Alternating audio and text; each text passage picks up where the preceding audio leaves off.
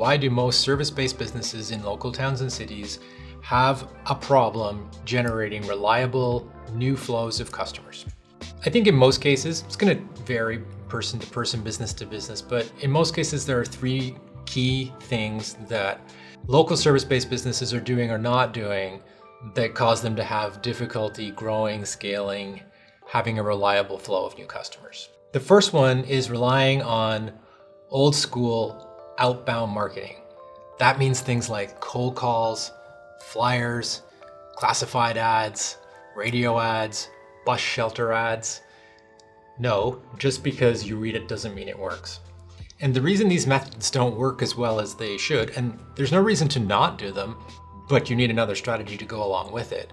The reason they don't work is because they're interrupt driven. They're broad, they're shotgun. You're trying to target everybody and hope that your message lands with the person that needs your service, that needs your product, what your business offers. And that means you've got a much lower chance of landing the right customer because you're not talking to them at the time that they need to hear from you. Nobody is in the right frame of mind to buy life insurance on the school run. They're thinking about other things. The important things in their lives are not related to what you're selling them. So why interrupt them and try to sell to them?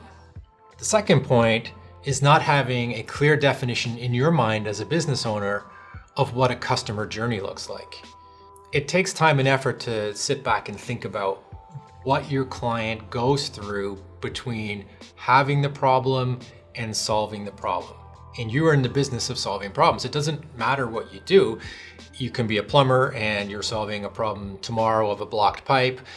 Maybe you've got a burst pipe the day after tomorrow that you have to solve that problem. But either way, a person has a problem and they come to you to solve the problem. In that particular example, it's a specific problem that happens at a specific time and they need a solution to that problem right away. If they already know, like, and trust you, they're likely to call you. There are other customer journeys as well, though. You have customers that are going through a long period of thinking about the problem that they have because it's not an immediate need. They may need more answers. They may need more education. They may need to understand a little bit more about why a specific solution is the right solution for their problem. And that customer journey can last weeks. It can last years. If you think about a car dealership selling cars, people aren't buying a car every week. It takes them time to figure out what car they want to buy. They're not going to go out the day that their lease expires and think about what car they're going to lease or buy next. There's a long period of research involved. Their circumstances may have changed. They may have children now. Maybe they're more focused now on safety than they were before. Maybe they've moved house and now they live in a rural area and they're more interested in all-wheel drive instead of front-wheel drive cars. Maybe they have to consider the maintenance on the vehicle. Maybe they have to consider fuel efficiency of the vehicle because they've got a longer commute now. This means that it takes them longer to make these decisions, and your just-in-time interrupt-driven marketing isn't relevant to them at the time that they're looking for education. If you're just showing up when they're ready to buy and not helping them get to there, it's more likely that the person who is spending time nurturing and educating them is the one who's going to get the business. So if you're not there nurturing them, over time they forget about you, they lose interest in your offering, someone else jumps in with the information and they end up buying elsewhere, even if you have a better solution at a better price. It's not always about having the best price and having the best solution. It's about matching it to the customer and having the customer trust that you have their best interests at heart. And that brings us on to the third point. And the third point is inconsistency in your messaging or your branding. People think about branding as logos and colors, and that's an important part of the overall brand identity, but your brand messaging is what you stand for. It's how you differentiate yourself in the marketplace. If your business spends more time helping to educate people who will become your customers in the future, giving them lots of value, giving them lots of information, showing up in their spare time with valuable insight and valuable help with what they're going through at that point in their life, then you're standing for something bigger. You're helping customers win in their lives and then are therefore more likely to buy from you. But you have to show up consistently. You have to show up with a message that resonates with them the same way every time. That doesn't mean you have to be myopic and just focus on one thing. It just means you have to be similar every time you speak. You have to stand for the same things, talk in the same way, explain things in a way that makes sense to your customer. You have to meet that customer where they are. If you don't have that clarity of purpose, if you don't have that clarity of messaging, then you won't connect very well with customers. They won't feel that bond with you, and they won't feel like you are the person or the business that they want to do business with. People do business with other people. If it were just about the product, then local businesses wouldn't exist anymore. So that's the way most service-based businesses operate, and we call that outbound marketing. So what's the system that works better? Well, that would be inbound marketing. Not too tough to figure that one out. So what is inbound marketing? Instead of going out and interrupting people in their day-to-day, instead you're attracting them. And when you set out to attract new customers, you end up with more loyal customers who will go the extra mile for you and refer you to their friends and family and amplify your business. Any time and money you spend on inbound marketing comes back to you over and over again in the future. There are three main components of inbound marketing. The first is to attract new customers. The second is to nurture those customers. And the third is the overarching system that helps it to work on repeat while you sleep. Most small service businesses, even some medium and large service businesses, they don't pay attention to this at all because the attraction phase and the nurture phase happen well before the customer is ready to buy, in most cases, not all the time. Whereas they would rather just hoover up all the people here who are ready to buy right now.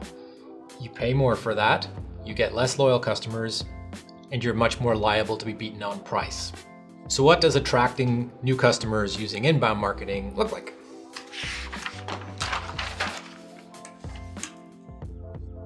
It looks like things like social media posts,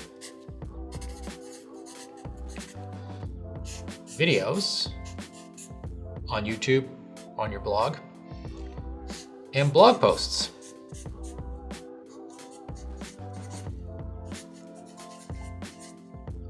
And the beauty of these three components is that they work together.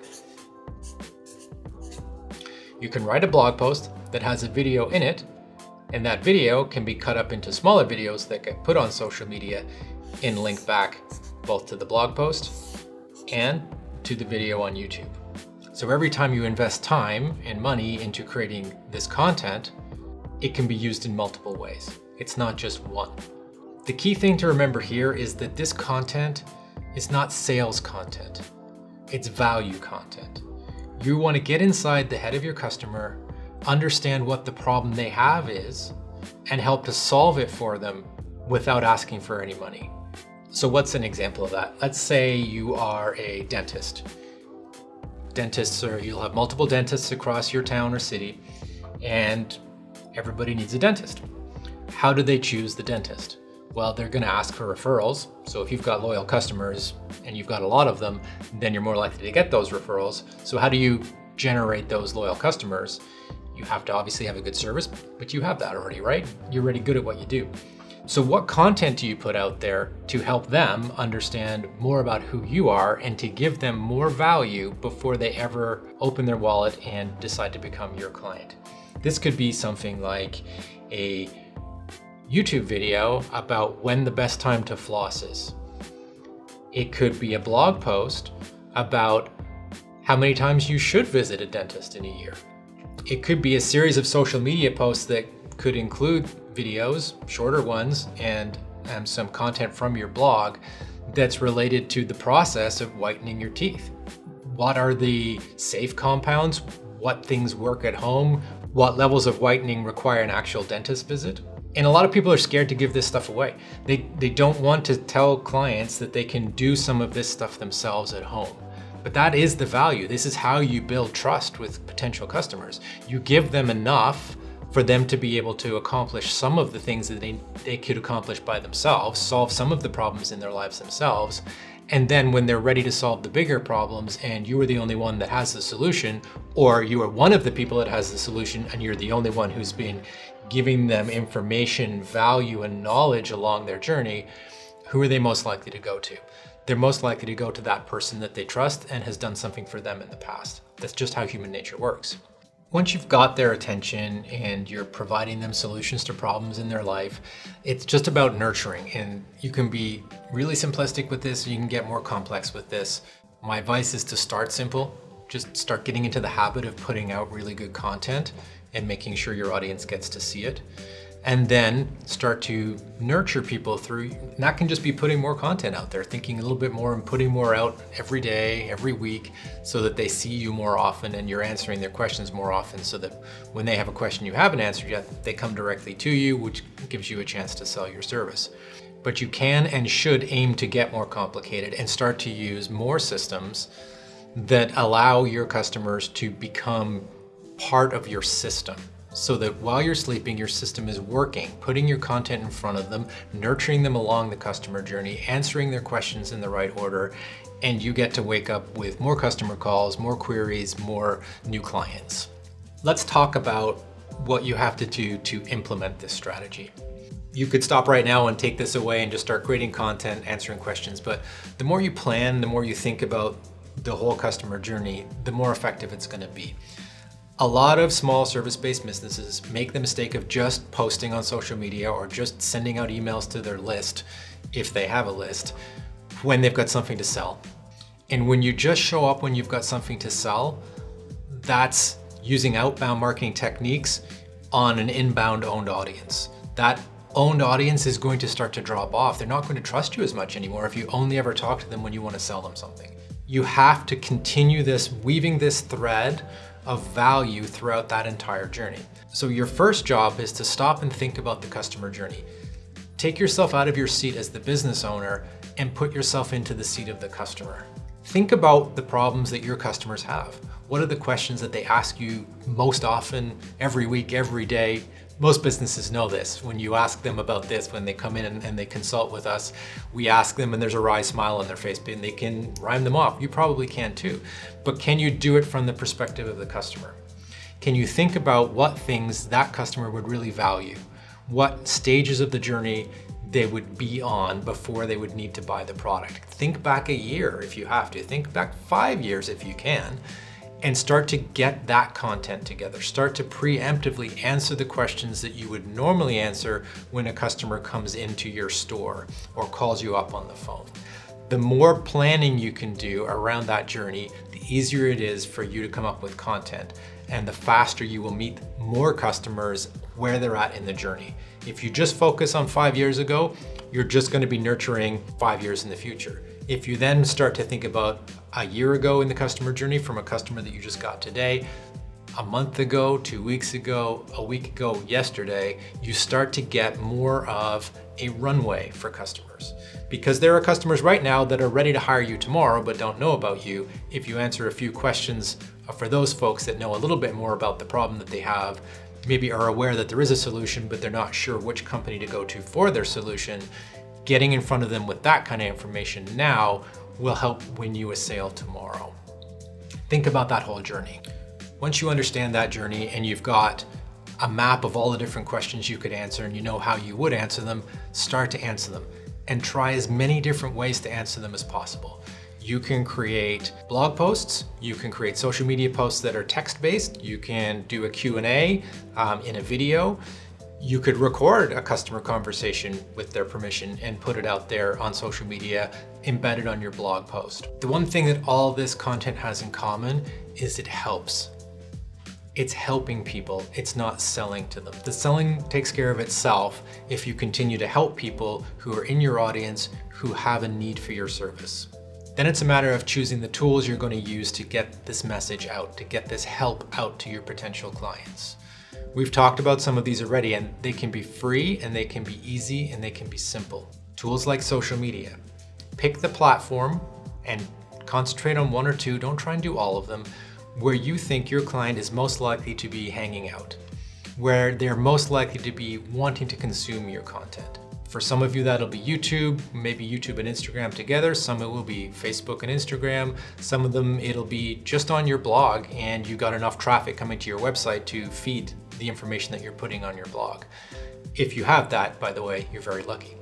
But the critical tool is the tool that allows you to continue to follow up. If you have a reasonable sized social media audience, that's great.